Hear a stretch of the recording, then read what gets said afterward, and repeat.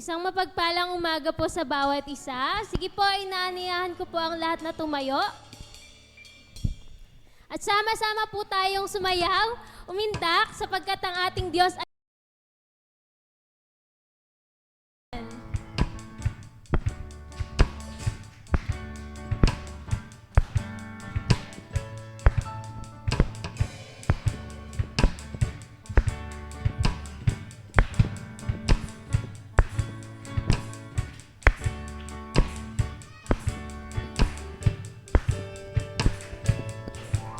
itaas mga kamay, at ito ay ikaw ay kay Jesus ating Diyos, Haring tunay. Sumayaw, umindak, sa awiting may galak, problema'y kalimutan, pagkat siya'y may kasagutan.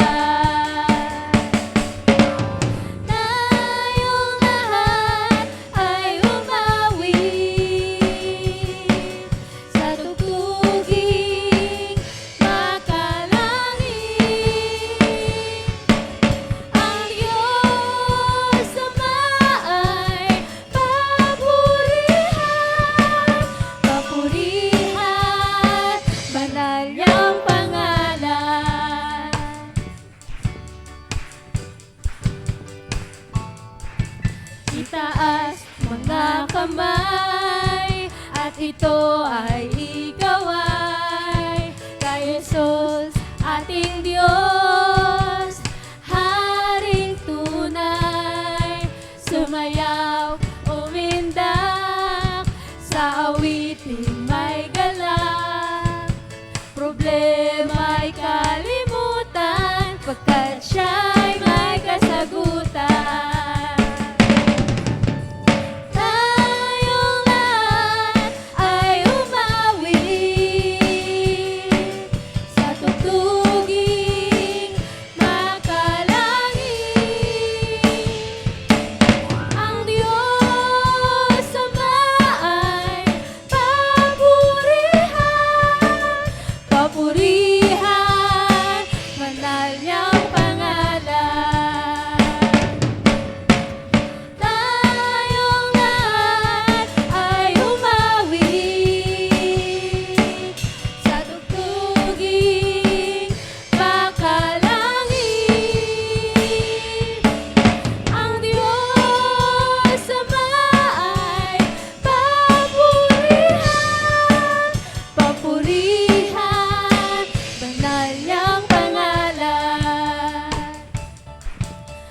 Diyos ay tapat, ang Diyos ay tapat, ang Diyos ay tapat, ang Diyos ay tapat, ang Diyos ay tapat, ang Diyos ay tapat, ang Diyos ay tapat, ang Diyos ay tapat.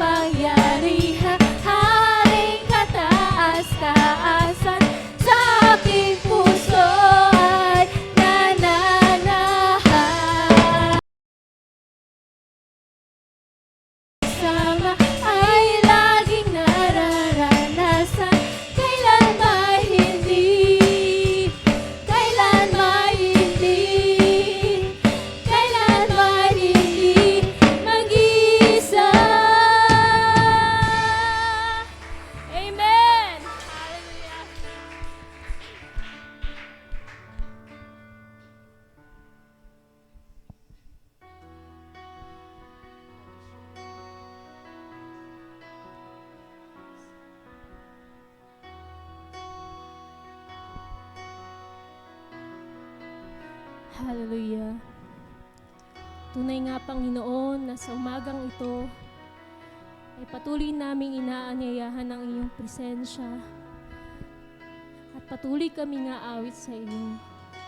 Pagkat ikaw ang Diyos na tapat at ang pag-ibig mo'y wagas. Ikaw nga lang po ang karapat dapat na tumanggap ng papuri at pagsamba.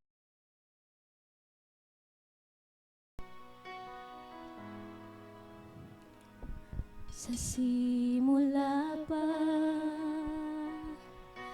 ika'y naging tapat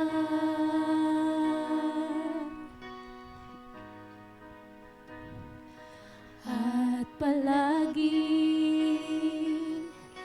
pag-ibig mo'y sapat. Nung ikaw ay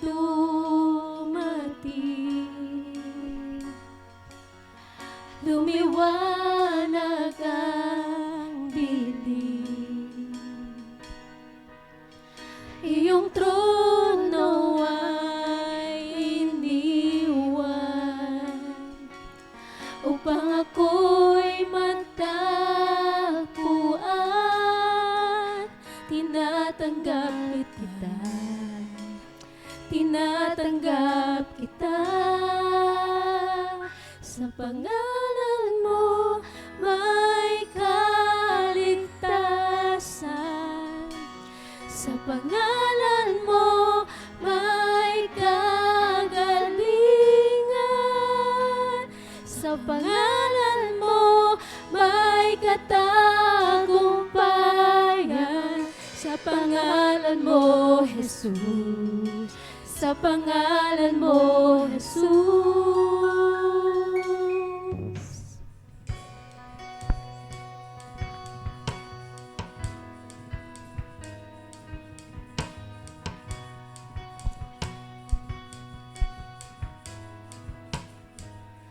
Sa simula pa, ika'y naging tapat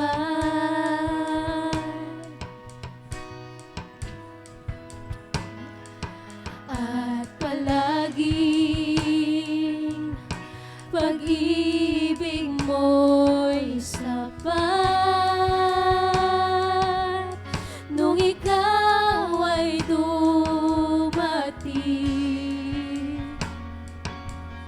lumiwanag ang dilim. Iyong trono ay iniwan upang ako'y matagpuan. Tinatanggap kita, tinatanggap kita. Sa pangalan mo may kaligtasan. Sa pangalan mo may kagalingan. Sa pangalan mo may katagumpayan. Sa pangalan mo, Jesus. Sa pangalan mo, Jesus. Sa pangalan mo may kaligtasan. Sa pangalan mo may kagalingan. Sa pangalan mo may katagumpayan. Sa pangalan mo, Jesus. Sa pangalan mo, Jesus.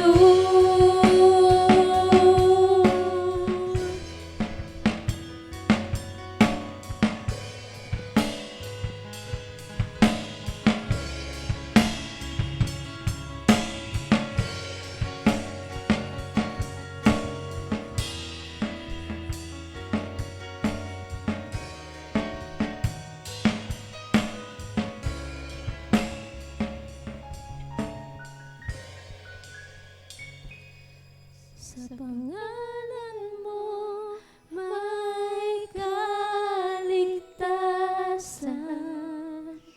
Sa pangalan mo may kaligtasan.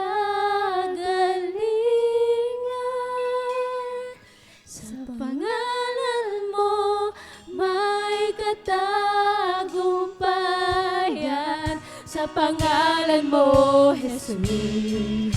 Sa pangalan mo, Jesus. Sa pangalan mo, may kaligtasan. Sa pangalan mo, may kagalingan.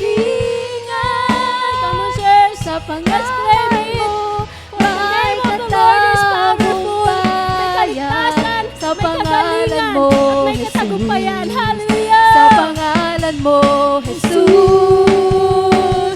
Sa pangalan mo, may kaligtasan. Sa pangalan mo, may kagalingan.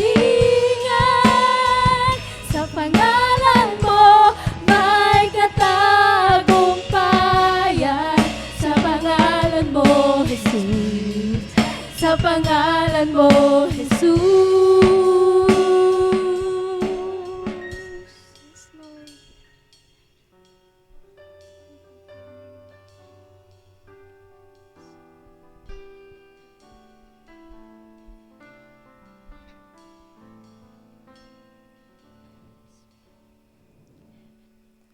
Sadyang kay buti ng ating Panginoon, magtatapat sa habang panahon,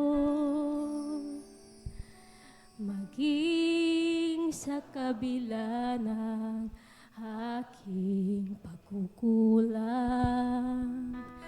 Biyaya niya'y patuloy na laan. Katulad ng pagsinag ng gintong araw, patuloy siyang nagbibigay tanglaw.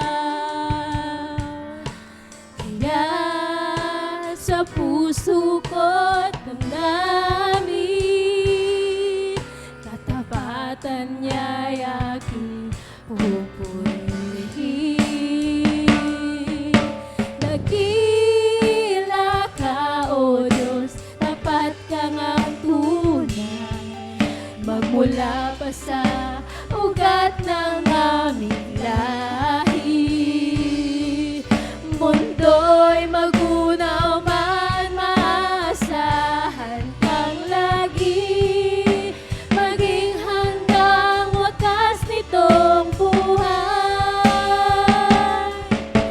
Kaya, O Diyos, ika'y aking pupurihin, sa buong mundo'y aking awitin. Dakila ang iyong katapatan, pag-ibig mo'y walang hanggan.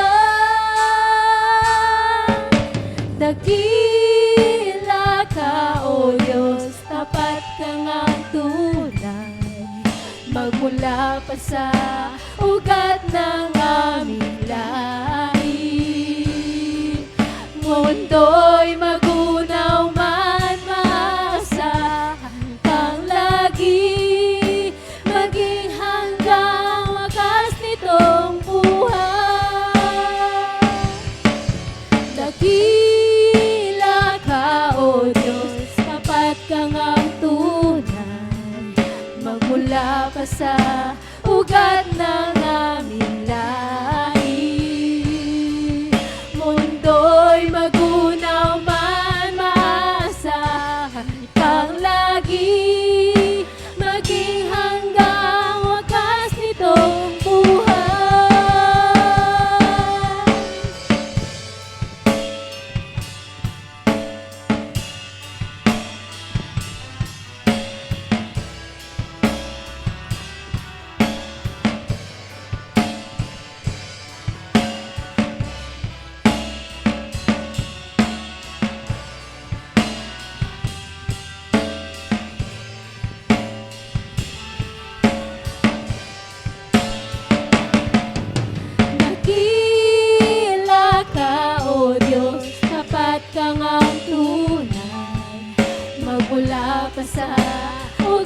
ng aming lahi. Mundo'y magunaw man, maasahan kang lagi, maging hanggang wakas nitong buhay. Nagkila ka, O Diyos, sa habang panahon, katapatan mo'y matibay na sandigan. Sa bawat bighati, tagumpay man ay naroon. Daluyan ang pag-asa kung kailang hinahon. Pag-ibig mo ay sa amin noon hanggang ngayon. Dakila ka, dakila ka, dakila ka, dakila ka, O Diyos,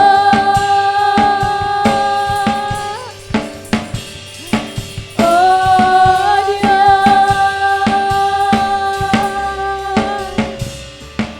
O Diyos.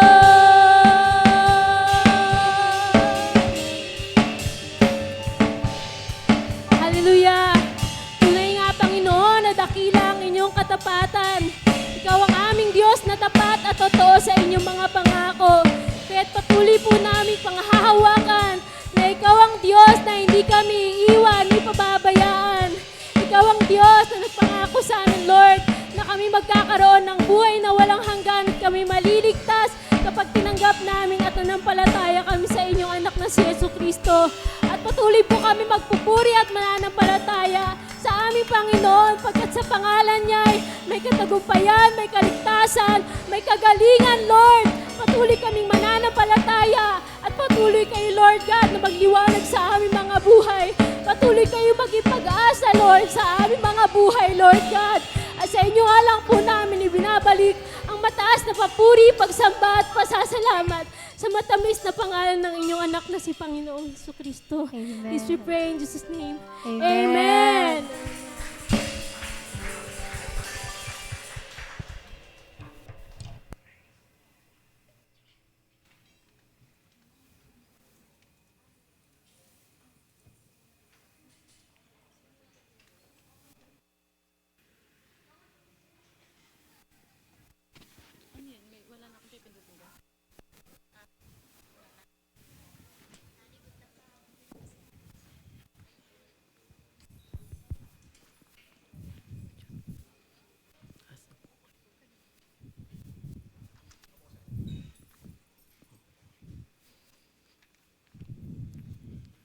Hello. Ayan, saganang pagsamba muli sa bawat isa. Are we blessed? Para mahina are we blessed? Ayan. Ngayon pong umagang ito, tatalakayin po natin yung isang bagay na napaka-importante sa buhay natin bilang isang Kristiyano. Saan nga ba nagmula yung ating kaligtasan? So bago po ang lahat, binabati ko po muna yung ating mga taga-subaybay, tagapakinig sa ating Facebook Live. Huwag niyo pong kaligtaan at kalimutan, lalo na po sa mga bago nating nanonood, na like, share po yung ating previous preaching and this one para po maipalaganap natin ang salita ng Panginoon. Sige po, bago po tayo magsimula sa ating pag-aaral sa umagang ito, tayo po muna tumayo upang ilapit sa Panginoon ating buhay, maging yung mensahe na pag-aaralan po natin. Ama naming Diyos na dakila, banal, patuloy ka naming pinupuri, niluluwalhati at sinasamba sa umagang ito. Panginoon, salamat po sa kalakasang hatid ng iyong biyaya, Panginoon, sa bawat isa sa amin. At kami po ay nakapagtipon sa lugar na ito, sa isang layunin na itaas ang dakila mong pangalan. Panginoon, patuloy nga na bigyan mo kami ng karunungan, kaalaman, receptive mind, at pure heart, Panginoon, siyang maghahatid sa amin upang ang kalooban mo ang siyang marinig namin at madala po namin sa aming mga buhay. Salamat po ng maraming marami. Kayo po ang patuloy na aming itataas, Panginoon, at ang mga salita mo lamang ang siya po naming pag-aaralan sa umagang ito. Minsan pa, binabalik namin sa iyo ang lahat ng parangal at papuri sa pangalan ng aming Panginoong Yesus. Amen and amen. Ayan. Sige po, tayo na po yung makakaupo. So yung teksto po na ating pag-uusapan at pag-aaralan sa umagang ito ay mula po sa aklat ng Ephesians chapter 2 verse 8 to 9. At kinuha ko po ito mula sa NIV version. Ganito po ang sinasabi. For it is by grace you have been saved through faith, and this is not from ourselves. It is the gift of God, not by works, so that no one can boast. Ang title po ng teksto na ating pag-aaralan sa umagang ito ay pinamagatan ko pong Only by Grace, Only Through Faith. Makikita po natin sa ating kapanahunan at maging noong unang panahon, different religions point to different ways to salvation. Napakarami po ng iba't ibang relihiyon na nagdaan, na naglipa na po sa mundo. Most rely on some code of conduct, mga batas, kautusan, at kanila pong ini-impose ito dun sa kanilang mga o nasa loob ng iglesia. They are based on what man can do to obtain his salvation. But only Christianity claims that salvation comes not from the works of or the goodness of man, but on a Savior, Jesus Christ. And this is called grace, a totally unmerited, undeserved favor from God. If not by this grace, wala pong maliligtas. Kaya po, tunghayan natin yung isang katanungan, why are we saved by grace alone? May 3 points po tayong pag-aaralan as long na basahin po natin yung ating text. Number 1, because all have sinned. Lahat po tayo ay nagkasala sa harapan ng Panginoon. Number 2, because Jesus Christ is our only hope. Jesus Christ is the only hope. And number 3, because faith is the only way. Isa-isahin po natin. Number 1, because all have sinned. All have become God's enemy because of sin. Ano daw po ba ang sin? Sin is generally defined as the act of rebellion against God and the will of God. Ito yung akto o paggawa ng hindi po naayon sa kalooban ng Diyos at paglapastangan sa Kanya. Because ang talagang target ni Satan ay yung magkasala tayo. It causes no one to miss the purpose of God for her life. Any act, whether good and bad in the eyes of men, but which goes against the will of God for life, constitutes sin.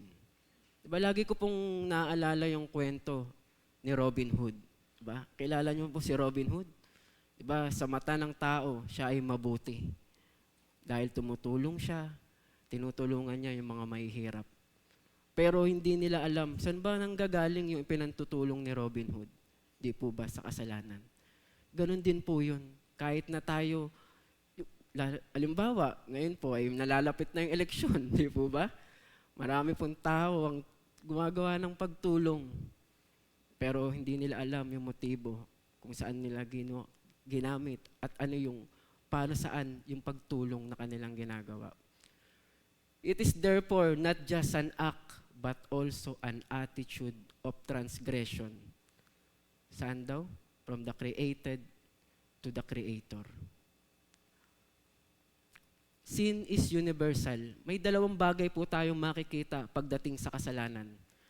Sabi nga ng Romans 3:23, all of us are guilty of sin. Wala pong exemption dyan. All have sinned and fall short for the glory of God. Lahat po tayo. Diba? Wala pong exempted.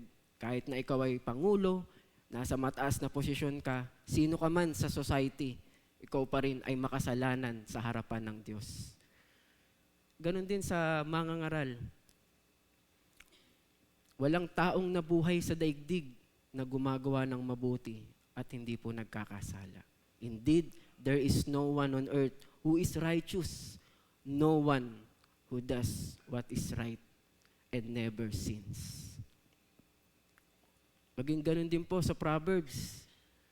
Who can say, sino daw po makakapagsabi, I have kept my heart pure. I am clean and without sin. Sino daw po makakapagsabi sa atin na siya ay malinis, yung kanyang puso ay malinis at di namuhay sa kasamaan kahit isang saglit. Diba, parang kanta po yun ah. All of us are guilty of sin in two ways. Sa dalawang kaparaanan po, makikita natin. Corporately, sin can be understood as infection para po itong pandemya na napakabilis kumalat, which plagues all the children of Adam. Sin somehow is passed on to every generation, in every person, in every generation. Diba? Ito po yung sinasabing namamana yung kasalanan. Sin is inherited.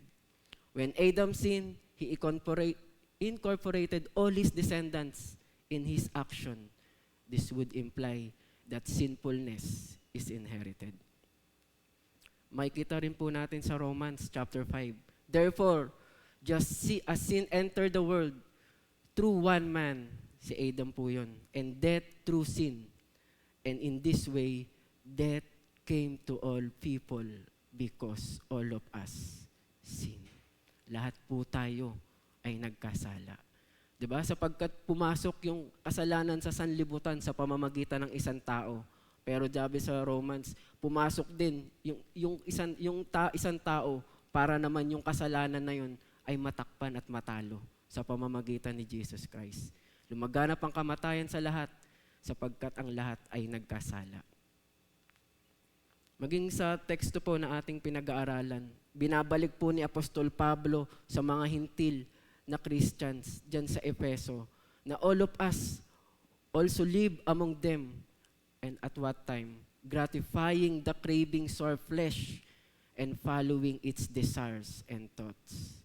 Like the rest, we were by nature deserving of wrath. Naghihintay na lang sa atin yung puot ng Panginoon. Ba, ang totoo, tayong lahat, sabi po ni Apostol Pablo, ay dati ring namuhay ayon sa pagnanasa ng laman at sumusunod sa mga hilig ng katawan at pag-iisip. Kaya't ang ating likas na kalagayan ay kabilang tayo sa mga taong kinapupuotan ng Diyos. Hinihintay na lang natin yung wrath ng Panginoon, yung galit niya, yung puot na bumagsak sa atin. At pangalawa po, all are guilty of sin individually. Kanina nakita natin corporately, namamana yung kasalanan. Ngayon po, individual sin. Man is sinful not only because of Adam's sin, but also of his own choice. Di po ba? Dito makikita natin, nakikita niyo po ba yung sinful nature at human nature? Di ba, nasa atin po yun. Yun po yung bagay na kailangan ng Diyos, kailangan natin ng tagapagligtas. Dahil namana mo yung kasalanan at pinipili mo ang kasalanan. While man is not responsible for what Adam had done, he is responsible for his own choice to sin. Meron pa rin po tayong kapilian. Romans 1:18-20. Ito po, itong Romans, napakabigat ng sulat ni Pablo. Sabi po diyan, ipinakita na ng Panginoon, ng Diyos, na siya yung lumikha ng langit at lupa. Pero bakit ang tao pinipili pa rin magkasala? Diba? Pag binasa niyo po yung kasunod niyan, yung lalaki, ang pinipili nila yung kapwa nila lalaki. Yung babae, ang pinipili nila yung kapwa nila babae. Nawawala na yung plan, yung ng design ng Panginoon na magsama ay ang babae at ang lalaki. The wrath of God is being revealed from heaven against all the godliness and wickedness of people who suppress the truth by their own wickedness. Since what may be known about God is plain, crystal clear, maliwanag pa po. Pero because God had made it plain to them, for since the creation of the world, God's invincible qualities, His eternal power and divine nature have been clearly seen. Maliwanag pong nakikita. Pero ano po yung ginawa nila? Kaya wala na po tayong maidadahilan eh. Sabi po dyan eh, that so that people are without excuses. Wala na tayong maidadahilan pa. Dahil alam mong may Diyos, kilala mong may Diyos, nakikita mo yung ginawa ng Diyos na hindi kayang gawin ng tao. But still, hindi mo pa rin pinipili ang Diyos at pinipili mo pa rin magkasala. Kaya nga po, nakita natin kanina, sin is universal at pangalawa, sin separates. Sin separates man from God, and if left unsolved, will separate man permanently from Him. One of the attributes of God is holiness. Totoo po yun. At hindi po pwedeng magsama yung banal na Diyos at taong makasalanan. Hindi po sila compatible. Di ba? Parang minsan, yung mga naghahanap dyan ng jowa, di ba? Pag sinasabi nila, ay, hindi kami compatible, hiwalay agad. Di ba? Ganun din po pagdating sa Diyos. Sinfulness is incompatible with holiness dahil ayaw ng Diyos ng makasalanan. Pero mahal tayo ng Diyos. Ayaw ng Diyos ng kasalanan natin, pero yung tao, mahal niya yun. Kaya nga siya yung gumawa ng daan eh. Makikita po natin mamaya. Sinful man cannot come into the presence of a holy God. Reference po natin, 1 Peter. But just as He who called you, sino daw po yung tumawag? Ang Diyos. So be holy in all you do, for it is written, be holy because I am holy. Dahil ang Diyos na pumili sa inyo ay banal, dapat kayong magpakabanal sa lahat ng bagay, lahat ng inating ginagawa, sapagkat nasusulat, magpakabanal kayo because I am holy. Naging sa Isaiah, but surely the arm of the Lord is not too short. Diba? Tignan niyo po yun, sabi ng Panginoon, may kakayahan ng Diyos na iligtas tayo. Pero bakit? Ano yung pumipigil para hindi pagawin ng Diyos yun? Verse 2, ang masama ninyong gawa ang dahilan ng pagkawalay ninyo sa Diyos. But your iniquities have separated you from your God. Kaya po hindi marinig, hindi natin nakikita ang Diyos dahil sa ating kasalanan. At ito pa yung isa, Isaiah 64:6. All of us have become like one is unclean, and all of our righteous acts are like filthy rags. Diba? Kaya po, sinabi sa Efeso yung mabubuting gawa, hindi po yun makapagliligtas. Kasi si Lord na mismo nagsabi, yung mabubuting yung gawa, tulad lang yan ng isang basahang marumi sa kanyang harapan. So pag basahang marumi, walang silbi, walang saysay, tinatapon na po at di na magagamit. Kaya po makikita natin, yung kasalanan, ano ba ang kabayaran nito? Kamatayan. Di ba nung nagkasala po si Eva at Adan, namatay po ba sila agad? Hindi. Ang namatay, ang naging kamatayan na sinasabi doon, ay yung kanilang espiritu. Yung spiritual relationship sa Diyos. Pagkatapos na lamang yung kamatayan, physical. For the wages of sin is death, but the gift of God is eternal life through Christ Jesus our Lord. Sapagkat ang kamatayan, ang kabayaran ay kasalanan. Di ba? Kasi ganun po ang Panginoon eh. God is a just God. Hindi niya hinahayaan na magkasala, magpatuloy sa pagkakasala ang tao. Meron po laging kabayaran yun. Meron pong hinihinging kapalit yun. Sabi po dyan, the payment penalty for sin is death. Totoo yun. Spiritual and physical death. Eternal separation from God. Diba? Nakakatakot po yun. Sabi nga ng Revelation, nakakatakot mahulog sa kamay ng Panginoon dahil patungo ka sa eternal hell. Diba? Nakita po natin, ito yung unang bahagi kung bakit kailangan maintindihan natin sino ba tayo sa harapan ng Diyos at sino ba ang Diyos sa harapan natin. Kung ipipicture out ko po ito, parang isang tao na nahulog sa kumunoy.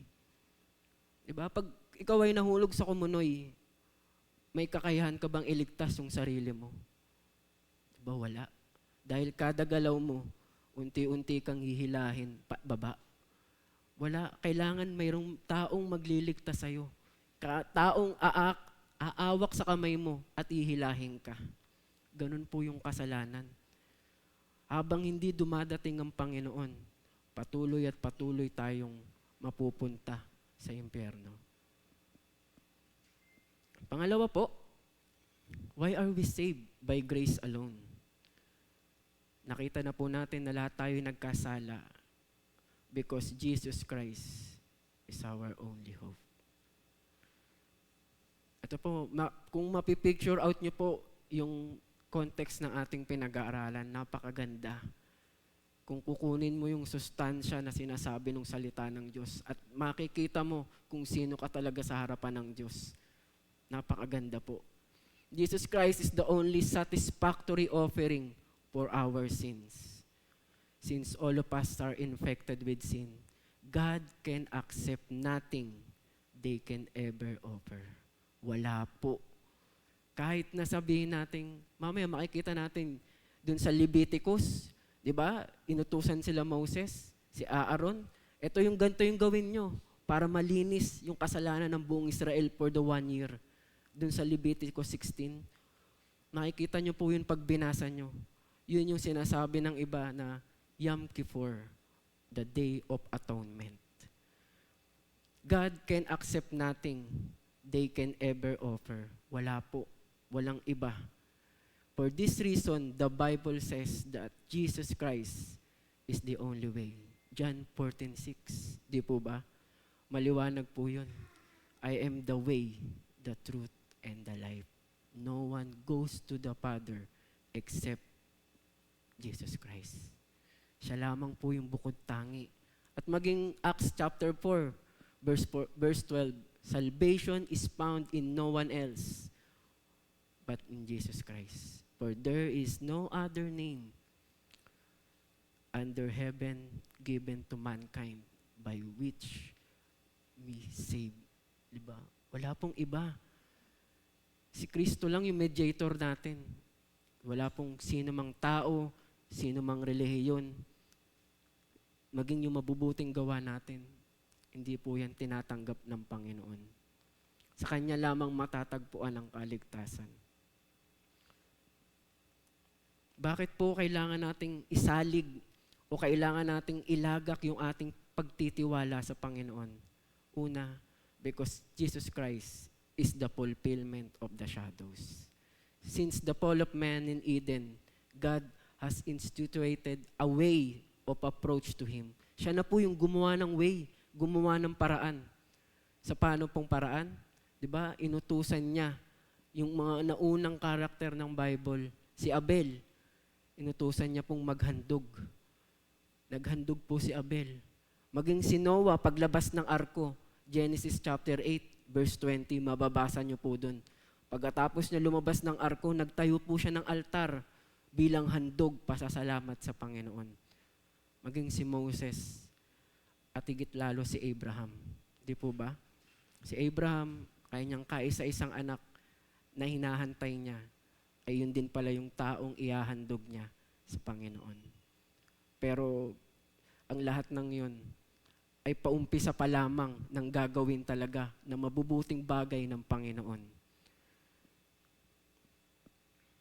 Hebrews chapter 10 verse 1. The law is only a shadow of the good things that are coming. Anino lamang po ng mabubuting bagay na dadating. Not the realities themselves. For this reason, it can never, by the same sacrifice after year. Year after year, naghahandog sila sa Panginoon. Kaya nga may tinatawag na the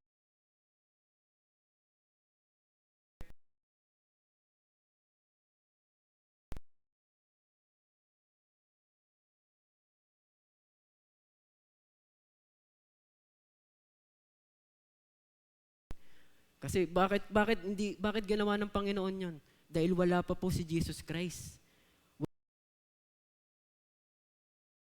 Yan, Jesus Christ is the Lamb of God who takes away the sins of the world. Wala pa yung Lamb of God eh. Kaya kailangan maghanap ka muna ng Lamb na totoo. Anong lamb ba yun? Yung hayop, di ba? Yung bull, yung kambing, yung dugo nun. Yun yung kanilang ini-sprinkle dun sa Ark of the Covenant. Para po maapis, o mabawasan man lang yung galit at puot ng Diyos. Pero sabi diyan, yung kautusan ay anino lang yan. Kung napatawad na nga po daw, yung mga taong yun, dun sa kanilang paglapit sa Diyos, ay hindi na sana sila repeatedly naghahandog year by year. Pero hindi eh. Di po ba? Hindi sila kailangan mag-alay pang muli dahil ginawa na ng Panginoon yun.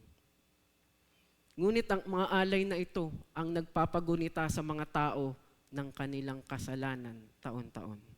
Sapagkat ang dugo ng toro at ng mga kambing ay hindi po makapapawi.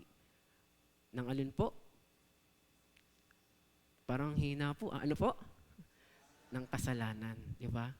Hebrews 10 establishes that these sacrifices are not the real thing, but the shadows of sacrifice of God once for the sins of us.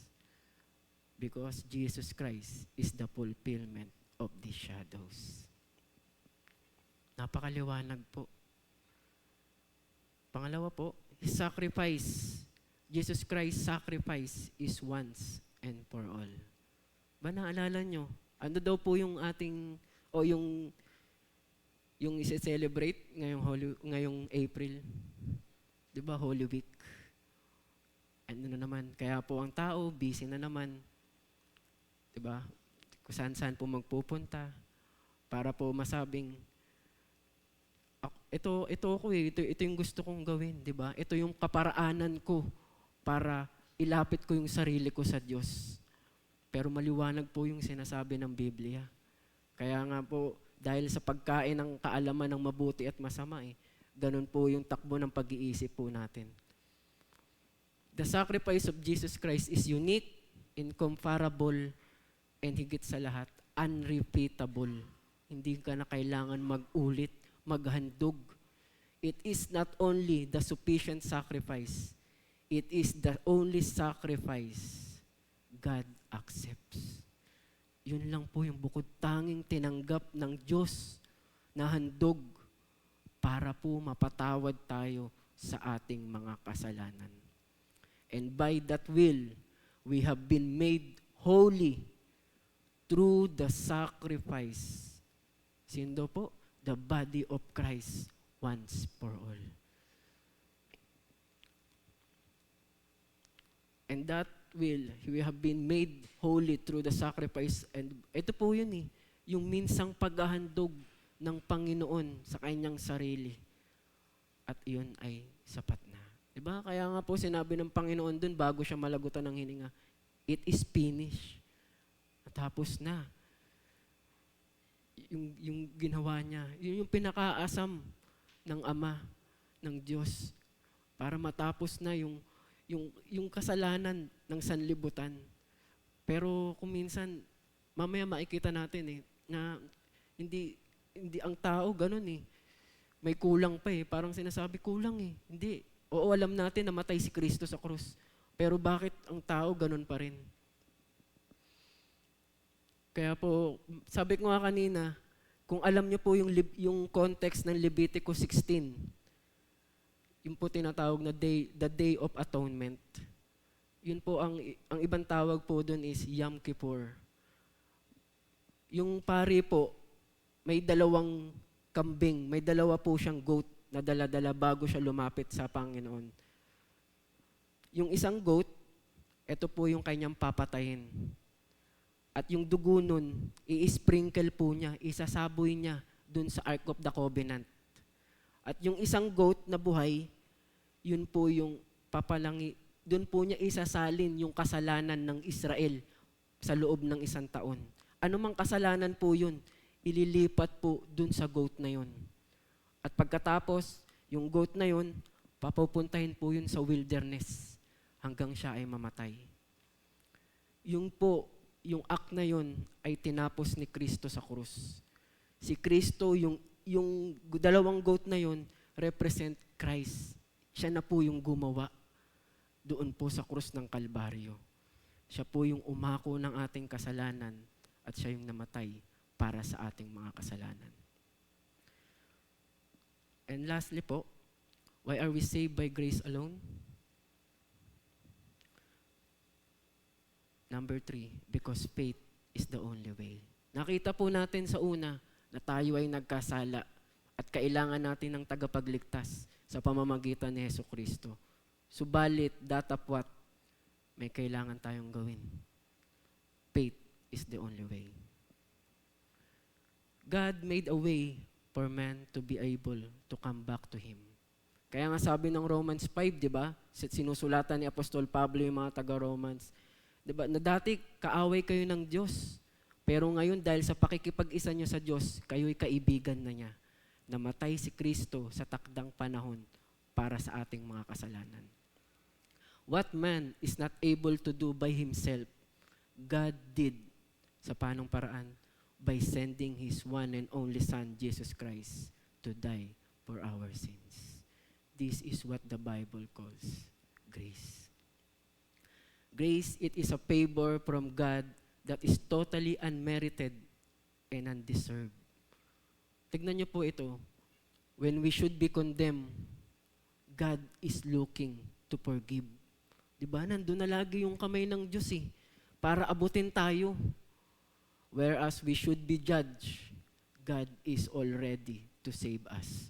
Diba? Nakahanda na ang Panginoon, nakaplano na po yun Nakaplano na yun, yung kanyang gagawing pagliligtas.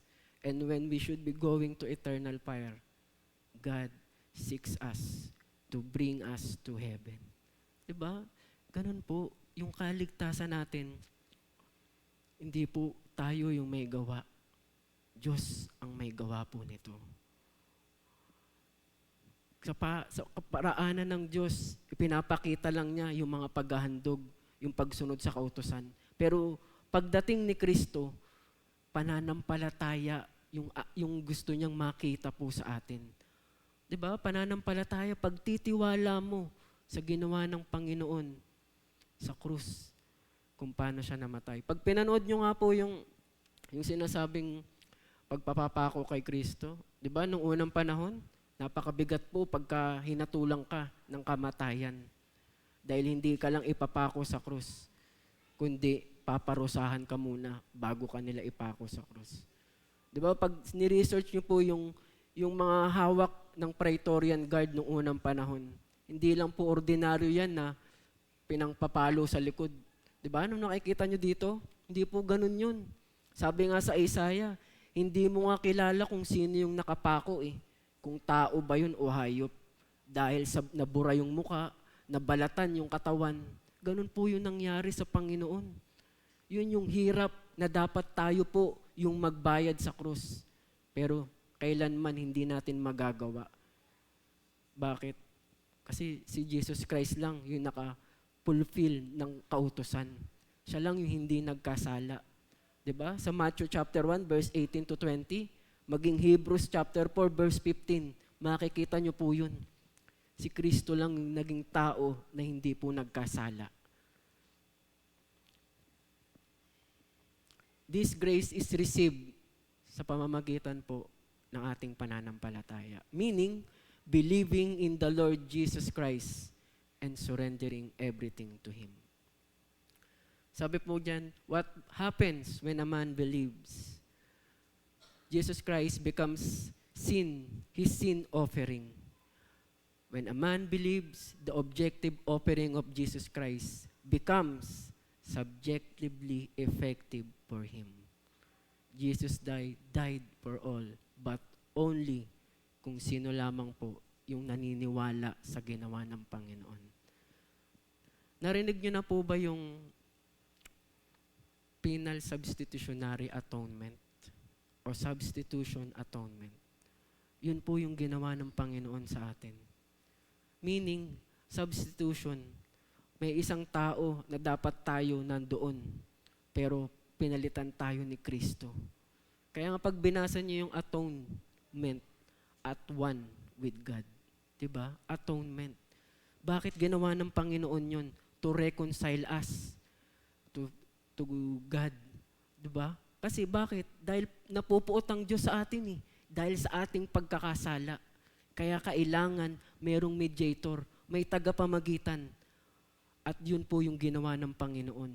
Inako po lahat ni Kristo yung makasalanan ng sanlibutan. Pero, maliligtas lamang siya sa pamamagitan ng kanyang pananampalataya.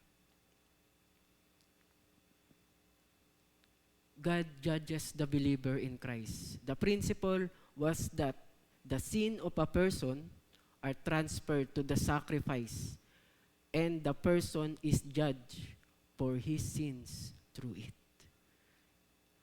Diba? Sabi ko po kanina, in the same manner, the sins of the believer are transferred to Jesus Christ.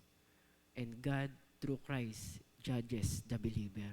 Kaya nga po sinasabi ng Bible pagka ang taong nakipag-isa na kay Kristo ay isa ng bagong nilalang, wala na yung dati niyang pagkatao, siya'y bago na. Nakikita na ng Ama, ng Diyos, yung righteousness sa katauhan natin sa pamamagitan ni Kristo. Ganun po tayo. Kaya po yung iba, sinasabi, totoo, walang perpekto. Pero nung Kristo ay namatay at muling nabuhay sa krus, at ikaw ay nanampalataya doon, isinalig mo at pinagkatiwala mo yung buhay mo sa Panginoon. Di ba nakikita na ng Diyos yung righteousness ni Jesus Christ sa'yo? Kaya habang naglalakad ka saan, ang nakikita na ng Panginoon, hindi yung dati mong buhay, hindi yung dati mong pagkatao, kundi yung bagong pagkatao mo na sa pamamagitan ni Kristo. Yun po yung katotohanan na minsan hindi po naiintindihan ng tao. Kasi nasabi nila, kailangan pong gumawa. Diba? Kailangan kong dumalo ng simbahan. Kailangan kong gawin ang mga bagay na ito. Kapatid, di po ba tinapos na ng Panginoon yung ating dapat pagbayaran sa krus? Kasi mahal tayo ng Diyos eh. Tayo lang naman yung hindi nagmamahal sa Diyos. Siya na yung unang gumawa ng paraan. At siya, di ba kung tayo tinawag ng Diyos para iligtas, Diyos din ang gagawa habang tayo ay naglilingkod. Habang hinihintay natin ng Diyos, siya rin ang gagawa para makapaglingkod tayo sa Kanya ng tunay. Sabi nga po sa Galatians, I have been crucified with Christ. Tinetestify po ni Apostol Pablo. And I no longer live, but Christ lives in me. The life I now live in the body, I live by faith in the Son of God, who loved me and gave Himself for me. Diba? Pag binabasa nyo to no? Parang nakakaiyak po lalo na nung unang panahon, pagka sinulatan ka ng crush mo, at makikita mo dun yung kagandahan mo sa harapan ng crush mo. Diba? Ganun po yun Parang ipinakikita ng Diyos na ito yung ginawa ko Diba? Ito yung hirap na naranasan ko sa krus. Kayo kaya mapako sa krus. Di po ba? Pero si Jesus Christ lang Yung bukod tanging tinanggap ng Diyos bilang handog para sa ikapagpapatawad ng ating mga kasalanan. Kaya nga hindi na ako nang nabubuhay ngayon, kundi si Kristo na ang nabubuhay sa akin. At ang buhay ko ngayon sa katawan ay ikinabubuhay ko na. Saan daw po? Sa pamamagitan ng pananampalataya kay Jesus Christ. Na nagmahal, naghandog, nag-alay ng kanyang buhay para po sa atin. What happens when a man believes? The believer gives his life to Christ. Ito po yung binanggit ko kanina. The life of the believer does not belong to him anymore. Dahil binayaran na tayo ng precious blood. Yung dugo ni Kristo na hindi kailanman masusuklian ng ginto, pilak, at kung ano paman. By believing in Jesus Christ, He has surrendered His life to God. Sabi po sa 2 Corinthians 5, For Christ's love compels us, because we are convinced that one died for all, and therefore all died. And He died for all, that those who live, ano raw po, should no longer live for themselves. Pero para kanino? But for Him who died for them, and He was raised again. Kaya po sabi ko nga kanina, di ba, kung sino man ang isang taong nakipag-isa na kay Kristo, siya na ay bagong nilalang. Wala na yung dati niyang pagkatao. Siya ay bago na. Ayan po. Napakagandang pagmasdan po. Diba yun po, ito po yung ugat kung bakit po tayo nasa loob ng iglesia. Ang tanong po dyan nakatitiyak po ba tayo sa kaligtasan na meron tayo? Saan ba nakabase yung kaligtasan na meron tayo? Sa ating bang gawa? Dahil ba nasa loob tayo ng iglesia? Dahil ba kamag-anak mo ay pastor? Diba? Kamag-anak mo ay isang servant ng Panginoon? O nasa loob ka ng iglesia dahil natutunan mo at naranasan mo kung ano yung habag ng Diyos? Kailangan po maliwanag, malinaw sa atin mga kapatid. Saan ba nakaugat yung ating kaligtasan? Kasi pag mali yung ugat, mali din yung bunga. Diba yung sinabi sa Matthew? Bubunga ba ng mabuti kung mali yung gawa? Diba hindi Kaya dapat dun pa lang sa ugat, alam mo na tama na. Dahil pag sumibol yun at mali yung ugat mo, tiyak mali din po yung kapupuntahan mo. Conclusion, salvation is purely and wholly the work of God through Jesus Christ. It is God who initiated the work, not us, and God who will finish it. This gracious work of the Lord Jesus Christ is available to everyone who believes. Diba? Kaya po napakaganda, napakasagana ng pag-ibig ng Panginoon. Naalala ko nga yung kanta Sukdulang Biyaya. Diba? Sabi po dun sa part na yon, niyakap tayo ng Diyos kahit na napakarumi natin. Inibig tayo ng Diyos kahit hindi ka kaibig-ibig. Pinakitaan ka ng kabutihan ng Diyos. And in return, yung regalo na yan ay libre yan. Hindi mo pinaghirapan. Hindi mo pinagpaguran. Kundi Diyos ang naghirap, napagod, at buhay niya yung kanyang inialay para po sa atin. Kaya po nawa, makita natin na ang salvation ay nagmumula lamang sa Panginoon. At hindi sa anumang paraan, hindi sa anumang bagay, kundi ang Diyos ang siyang unang gumawa ng paraan para po tayo maligtas. Marami pong salamat at tayo po ay manalangin. Ama naming Diyos na nasa langit minsan pa, Panginoon, maraming salamat po sa kabutihan mo sa aming mga buhay. Salamat, bagamat kami ay bumagsak sa pagkakasala, Panginoon, kayo po yung gumawa ng paraan, gumawa ng way para po ibalik kami sa landasin na kung paano mo kami i-create, Panginoon, kung paano mo i-design yung bawat isa sa amin. At ito yung nais mo. Lord God, thank you po dahil ipinadala mo yung kaisa-isang anak na siyang Lamb of God, na siyang tupang handog para po sa ikapagpapatawad ng aming mga kasalanan. Kaya naman, Panginoon, ngayong nakita, naintindihan namin na ang work of salvation ay nature mo, Panginoon, at hindi po nature namin bilang tao, kundi ikaw, o Diyos, ang siyang gumawa nito sa amin. Ang siyang nagbigay ng panibagong pag-asa na makakasama kami diyan sa itinakda mong langit, kaharian na gusto mo, Panginoon, para po sa amin. Lord God, salamat po ng marami. At kung meron pa po, Panginoon, sa aming mga buhay, lalo na po sa mga kapatid namin nandirito, at maging sa mga online po, viewers namin, na hindi pa po naglalapit ng kanilang buhay sa iyo, Panginoon. This is the time, Lord. Buksan mo yung kanilang mga puso.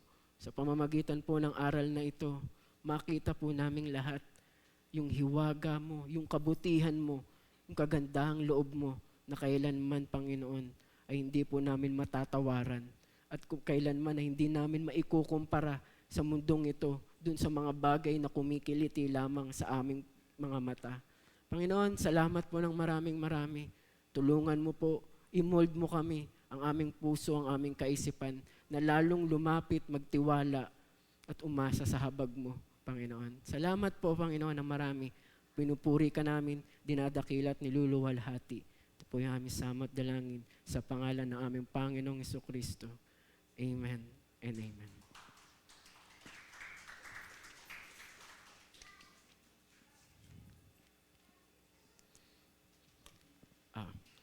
Sige po, tayo po'y dumako na sa isa pang gawain sa ating iglesia. Ang ating pakikibahagi sa Holy Communion o banal na hapunan. Mga minamahal ng Diyos, sa ating pagdiriwang ng banal na hapunan, ang komunyon ng kanyang dugo at laman. Tayo po ay tinipon ng may pag-alala na ito ay itinatag ng Panginoong Hesus upang alalahanin siya at ang kanyang mga ginawa alang-alang sa atin. Kanyang pagtigis ng dugo ay naghatid sa atin ng kapatawaran. Ang kanyang mga latay ay sa atin naghatid ng kagalingan. Sa kanyang pagpaparaya, tayo po ay napagtibay ng Diyos. Naging bahagi tayo ng bayan ng Diyos at nabigyan na maging kanyang mga anak. Kaya naman, muli po nating alalahanin at isaalang-alang ang ating tungkulin sa Kanya at sa iglesyang ito kung saan po tayo nakipag-isa. Humarap tayo sa Kanyang dulang ng may pagsisisi, pananampalataya at paghahandog ng ating mga sarili. Magkaroon po tayo ng panibagong kauhawan, kagutuman sa Kanyang mga gawa at kabanalan. Ihayag natin sa Panginoon ang bawat pagkukulang at kasalanan upang tayo ay maging karapat-dapat sa Kanyang pangalan. Sige po, tayo po'y manalangin. Manaming Diyos na nasa langit, Panginoon, naririto po kami, makikibahagi sa banal na hapunan, kung saan inaalala namin, Panginoon, ang ginawa mo sa krus ng Kalbaryo. Kung saan inilay down mo yung sarili mo, yung katawan mo, Panginoon, yung buhay mo, ibinigay mo upang kami ay magkaroon ng kaligtasan. Kaya naman, kayo po yung nakakabatid sa aming mga puso, sa aming kaisipan sa mga oras na ito. Kung meron po kaming nagawa na hindi po kalugod-lugod sa iyo, Panginoon, naririto kami. Daan naming isurrender, daan naming ibigay, Panginoon. At kami ay humihingi ng kapatawaran mula dito. Tawarin mo kami, O Lord God, tulad ng pagpapatawad namin sa mga taong nagkasala sa amin. Pang maging karapat-dapat at kalugod-lugod kami sa pakikibahagi po namin sa banal na hapunan na ito. Minsan pa, ang lahat ng papuri sa iyo sa pangalan ni Jesus. Amen and amen.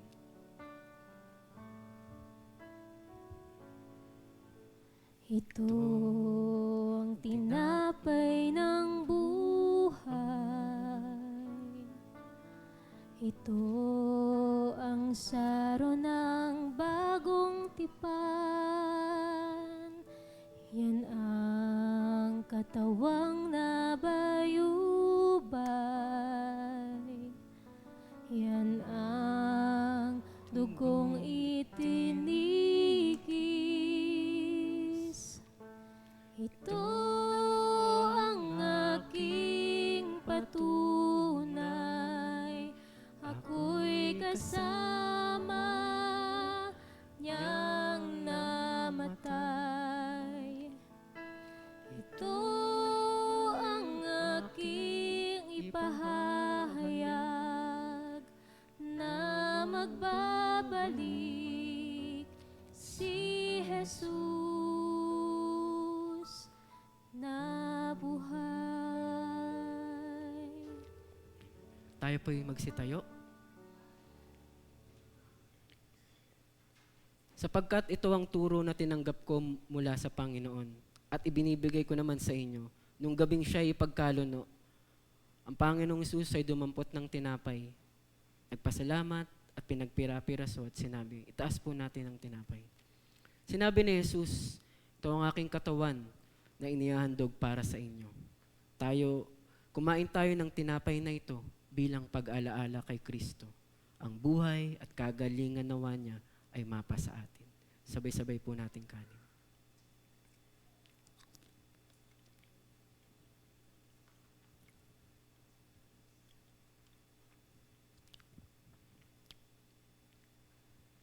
Matapos maghapunan, dumampot din siya ng saro at sinabi po ni Jesus, ito ang sarong ito, ang siyang bagong tipan ng aking dugo. Uminom tayo ng sarong ito bilang pag-alaala na nagbubulang dugo para sa ating mga kasalanan. Sapagkat sa tuwing kakanin at iinumin natin ang sarong ito, inihahayag po natin ang kamatayan ng ating Panginoon hanggang siya ay dumating. Sabay-sabay po nating inumin ang sarong.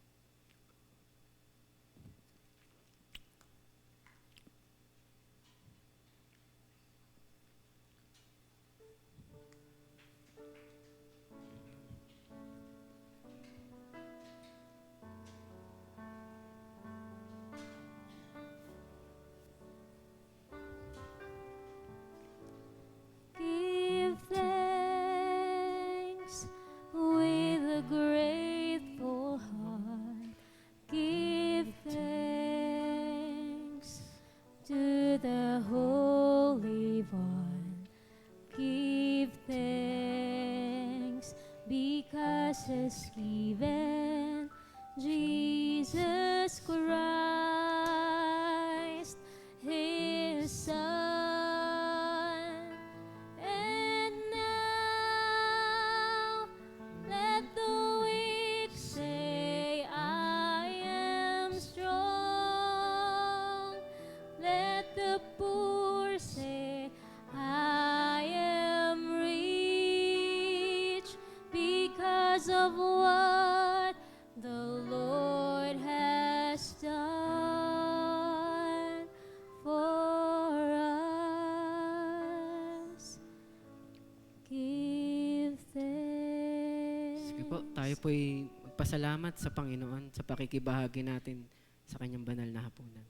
Manaming Diyos na nasa langit, salamat po Panginoon sa gawain na ito na minsan pa'y pinapaalala mo Panginoon yung ginawa mo sa krus ng Kalbaryo kung saan inilay down mo yung katawan mo para po sa aming kaligtasan. Salamat po ng maraming at patuloy po naming alalalahanin Panginoon at gagawin ang bagay na ito hanggang sa kayo po ay dumating. Minsan pa, pinupuri ka namin, sinasambat niluluwalhati sa pangalan ng aming Panginoong Yesus. Amen and amen.